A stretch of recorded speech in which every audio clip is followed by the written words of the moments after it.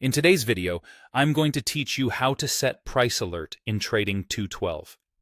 By the end, you'll know exactly how to create alerts on desktop or web, use the faster quick alert option, set recurring alerts, and manage everything so you never miss a key price move. A price alert simply notifies you when a stock or asset reaches a specific level you choose. Think of it as a helpful assistant that taps you on the shoulder the moment price hits your target. You'll get the notification on desktop or mobile, depending on your settings, so you can act without constantly watching the chart. Here's how to set one up on desktop. First, search for the stock or asset you want to track and open it. That takes you to the instrument or chart page, where you can see the current price and recent movement. Look for the bell or clock icon. This is the price alert control, usually near the price or at the top of the chart.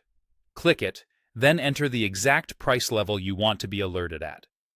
Take a second to confirm the currency and decimals match what you intend, especially with volatile or low-priced assets. When you're happy, click Set or Confirm. That's it. From now on, when the price hits that level, you'll be notified. There's also a faster way using Quick Alert. Open the stock, click the alert icon, and choose whether you want to be alerted at an exact price or when the price moves by a certain percentage up or down. This is great when you just want a quick guardrail without overthinking the number. If you'd like ongoing reminders at the same level, turn on Recurring Alert. With this enabled, you'll receive a new alert each time the price returns to that level. It's especially useful if you're tracking a key support or resistance area and want to be prompted every time price revisits it. To manage your alerts, return to the stock and scroll to the Alerts section. You'll see your existing alerts listed there. Click into any alert to change the price, switch recurring on or off, or delete it if you no longer need it.